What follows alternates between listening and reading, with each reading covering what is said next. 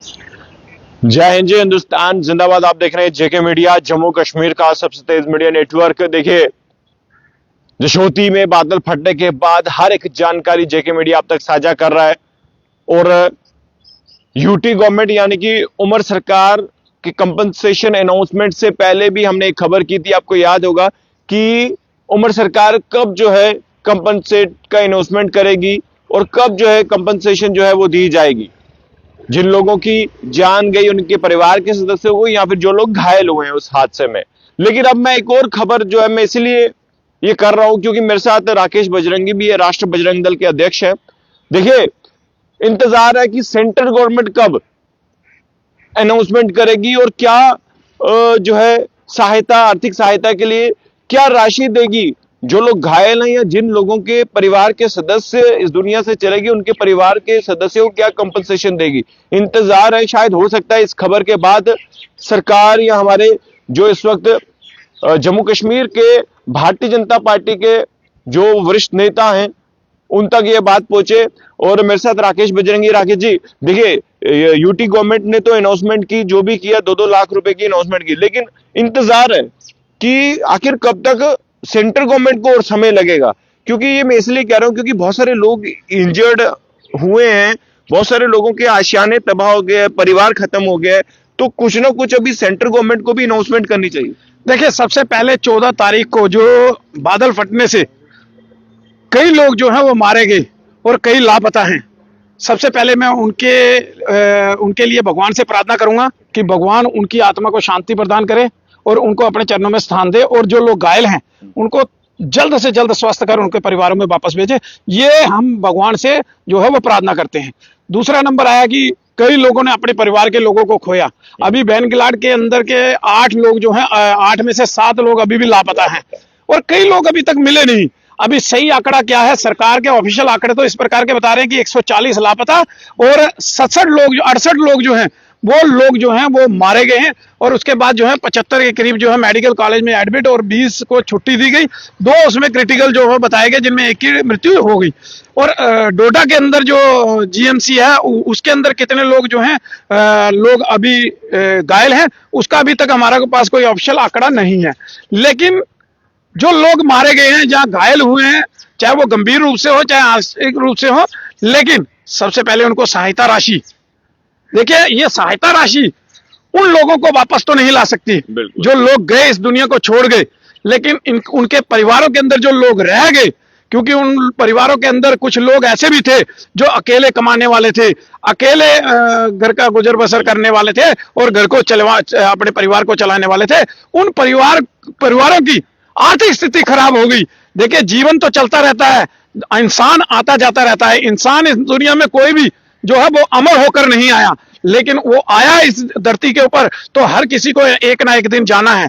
लेकिन इस प्रकार से जाना है, दुख होता है कि एक प्राकृतिक आपदा के अंदर इस प्रकार के नुकसान हमारे जम्मू कश्मीर के अंदर हुआ, चाहे वो कठुआ का हो चाहे वो जशोती का हो, किश्तवाड़ का।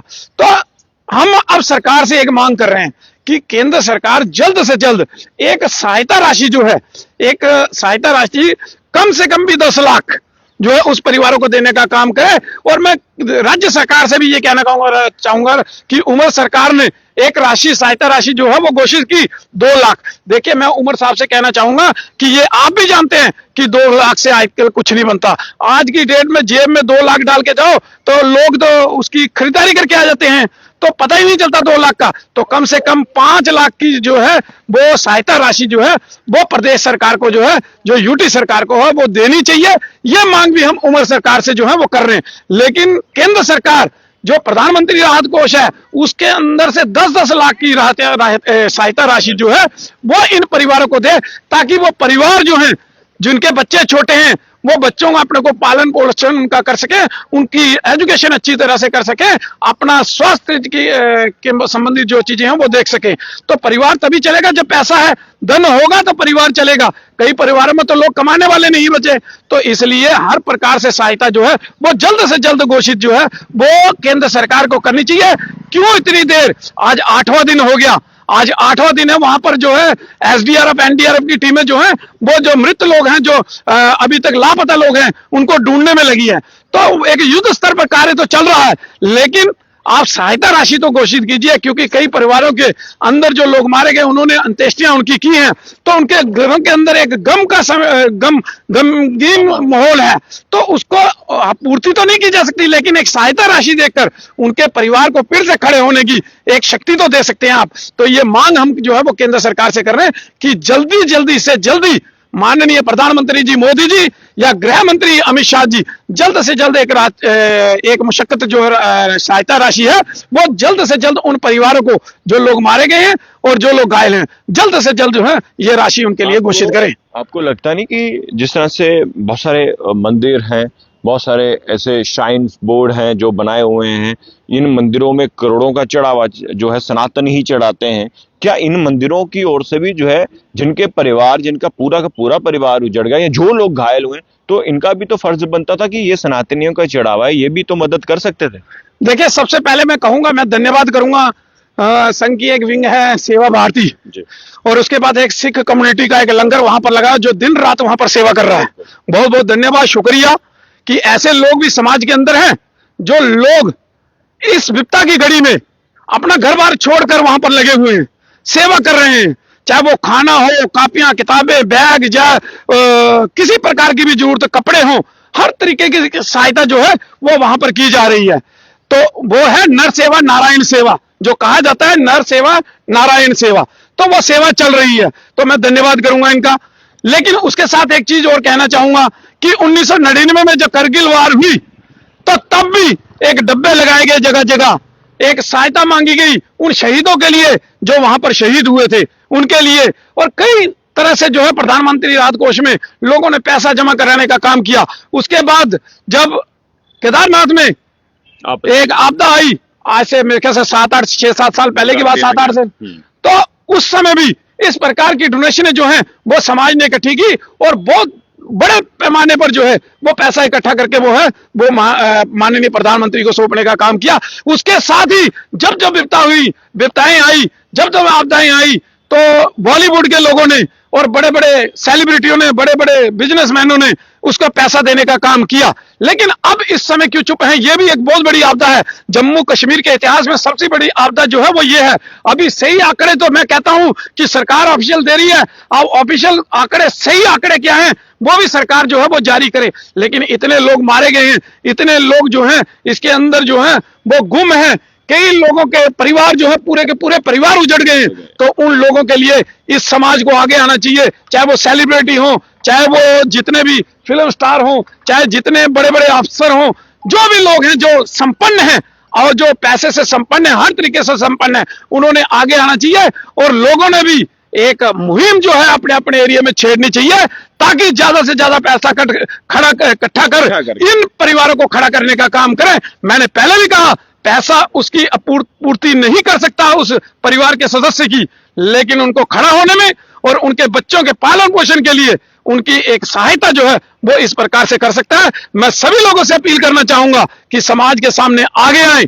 देखिए, हमारे पास पैसा नहीं था, लेकिन हम उसी दिन के 15 तारीख को हमारे पास खून था, हमने खून दिया। हमने कहा कोई घायल बिना खून के ना रहे, किसी को खून की सहायता की जरूरत है तो हम खून देंगे, खून का कतरा कतरा बहा देंगे, लेकिन किसी घायल को खून के बिना नहीं मरने देंगे।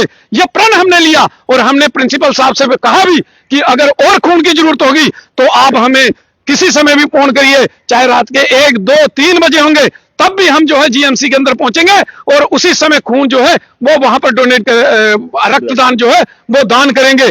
लेकिन मैं समाज से भी अपील करना चाहता हूं, आप जिस प्रकार से संपन्न है, आप पैसे से संपन्न है, आप किसी प्रकार से भी संपन्न है, और इस परिवार की मदद करने का काम कीजिए, क्योंकि जम्मू के अंदर एक बहुत बड़ी आपदा जो है वो इस समय आई हुई है।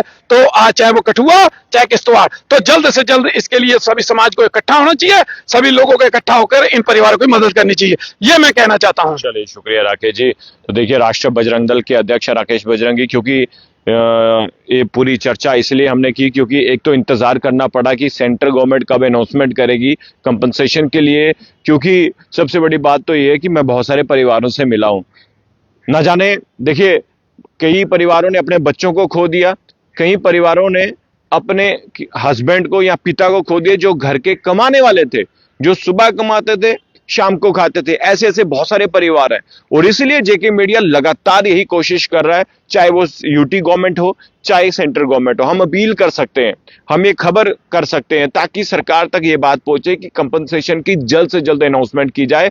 और रही बात जो बाकी और ऑर्गेनाइजेशन की, तो वो भी अपना अपना काम अपने अपने तरीके से करी। जिस तरह से राकेश बजरंगी ने बताया कि इन्होंने कहा कि हमने भी जो है रक्तदान किया। देखिए, जिससे जो बनता है वो कीजिए।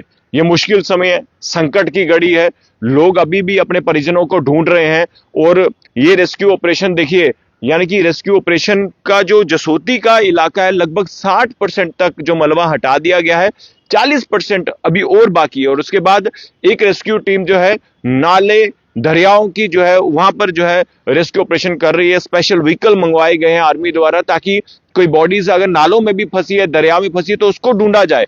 वहां के लोगों, गांव के लोगों से भी अपील की जा रही है, अगर आपको कहीं बॉडी मिलती है तो आप हमें इन्फॉर्म करें। तो देखिए, जो इस वक्त रेस्क्यू ऑपरेशन वो युद्ध स्तर पर चल रहा है। तो मैं उम्मीद करता हूं इस खबर को भी शेयर करिए। और माननीय प्रधानमंत्री नरेंद्र मोदी जी, माननीय गृह मंत्री अमित शाह जी, उनसे भी हम यही प्रार्थना करते हैं, रिक्वेस्ट करते हैं कि जल्द से जल्द कंपनसेशन की अनाउंसमेंट की जाए। देखते रहिए जेके मीडिया। धन्यवाद। जय हिंद।